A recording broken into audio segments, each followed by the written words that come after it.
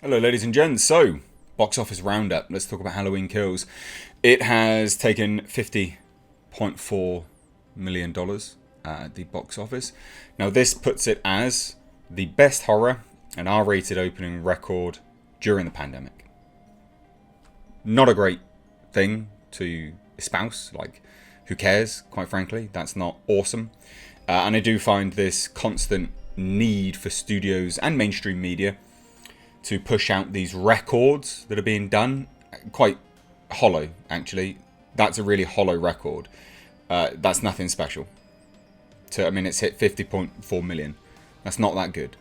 It's not that good at all. It'd be good for profit, in fairness, because this movie wouldn't have been made for much. So it would be good for profit. This movie will definitely make a lot of money. But, it's not. Oh, whoop-de-doo, I guess. But let's dive into this.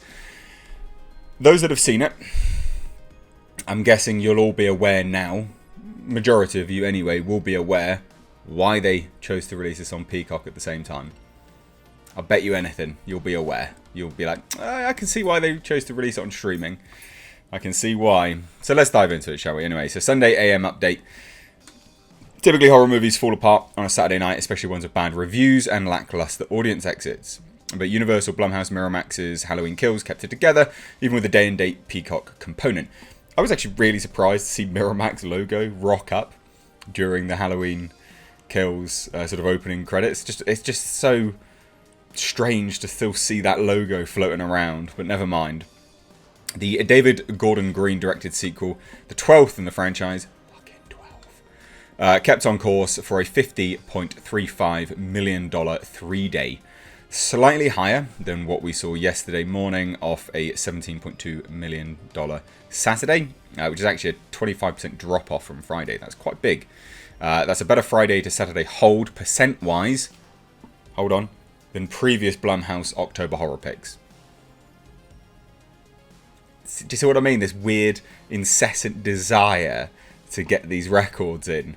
You're comparing Halloween Kills, which should be doing gangbusters, to Paranormal Activity 3 and Paranormal Activity 2.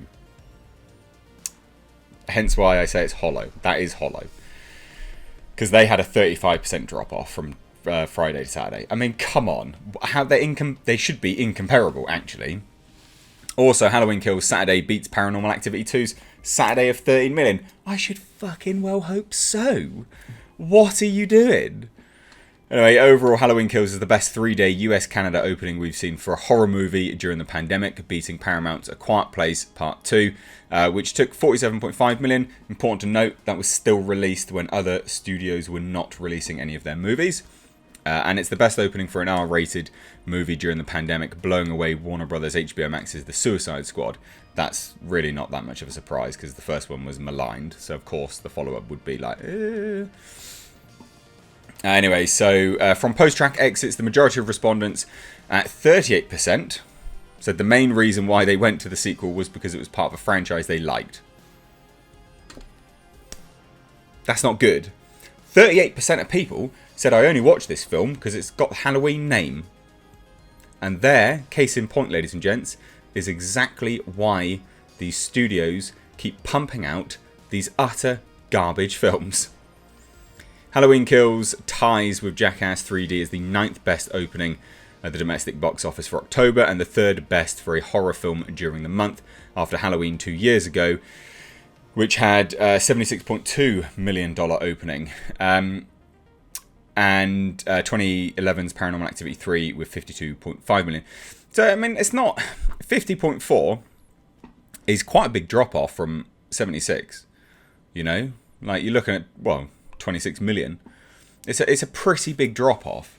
So I do think it shows that people aren't that invested. And yeah, of course, there will be some element of the, McCovid running through there as well, I'm sure. But still, not that great.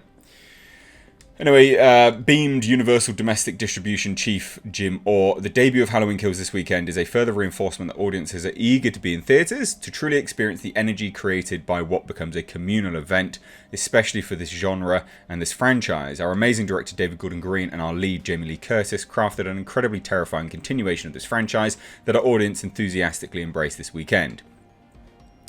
But yeah, now... have you heard this? Jamie Lee Curtis in is it Judy Greer? I think it is. Are running around like touting that Halloween Kills is like an allegory for the January 6th like issue that happened in the States. It's like the weirdest because of the mob mentality part that absolutely blew this film's pacing out of the water. Oh, so bad. FYI, I didn't like this film. I thought it was actually really shit. And I said so in my review. And yeah, it's not a good film at all. But anyway, and this is what I mean. I can see why they chose to release this film on Peacock as well, because I think that they didn't think it was going to do very well. Now, before the streamer heads take a victory lap, and no doubt Comcast, NBC, Universal Brass will do so for the sequel when earnings hit on the 28th of this month, this is clearly and vibrantly a win for the box office and movie theatres, and it is. And FYI, this movie is still going to make money. Like, this movie is going to make a lot of money worldwide, and that's, like, fine, sure, whatever. The one thing that I always say is positive about these movies making money, regardless of the film making money itself, is that it shows studios that theatres are still a place that we can release films in. Because I really like the theatre experience. So I'm all for that. So that is a win. That's a huge win. I'm looking very white today. That is a massive win. So I'm all for that, genuinely. But anyway, we say this. So a majority of the streamers outside of Netflix are silent about their viewership and aim to get headlines with anecdotal exclamations. However, if there's a result here on Peacock for Halloween Kills in terms of the hard number of paid subscribers gained or the millions that watched when the media conglom should trumpet that to the sky, anything less than anecdotal, oh, it was the best we've seen, is unacceptable. It takes a lot of nerve, muscle and tact to release a theatrical movie in a marketplace that's looking to repair itself, and these movies every weekend get looked at under a microscope.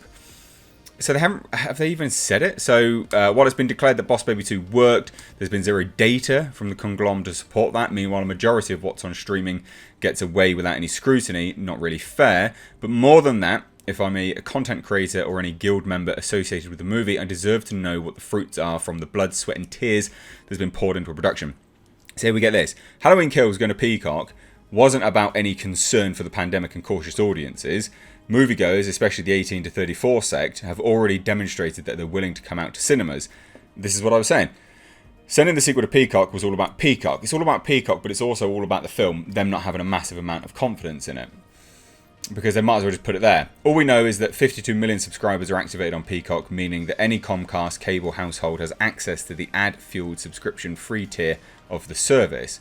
Most recent numbers for activated monthly Peacock users were at 14 million, and per Moffat Nathanson in our previous update, the number of paid subs on the service who at $4.99 would get access to Halloween Kills are significantly smaller. According to data, basically bad for Peacock. They're trying to push Peacock, which makes a lot of sense. We knew that anyway. We knew that was going to happen. And then they say, you know, they say some bits and pieces like this, you know, about the viewership on YouTube and things, but it's funny because a website like Deadline, mainstream media, doesn't choose to take any of this stuff into account when it's into other things. So I'm not even going to sit here and listen to this garbage. But the other important thing to note here, ladies and gents, is that Halloween Kills is going to be followed by Halloween Ends, and there's a massive time jump. Like, it's like a 4-year time jump, apparently. Ridiculous. But this is important. There's some slight spoilers in here, but we'll dive into it. So it says this. There is a time jump, right? It gets back onto a contemporary timeline, so it'll jump 4 years, Green told us. Nothing that Halloween Ends heads into production in January of 2022. The director continued discussing the similar challenges that come with writing a realistic arc.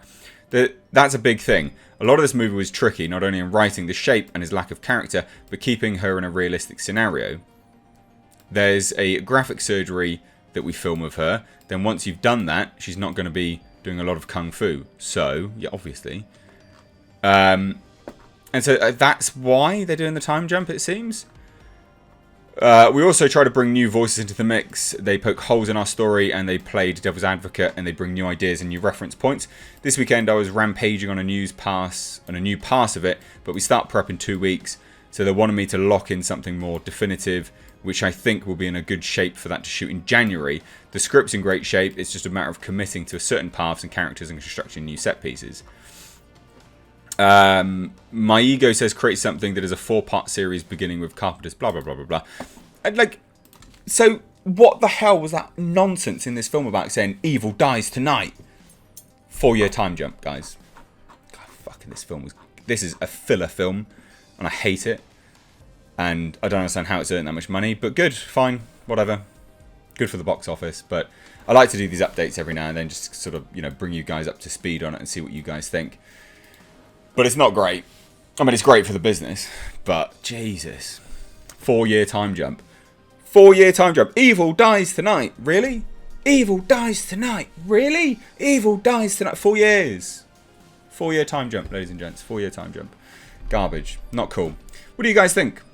Let me know down below. A bit of a discussion piece video today. I thought we'd just cover it and discuss it. 4-year time jump. Ridiculous. Thanks so much, though, guys. Give the video a like and a share.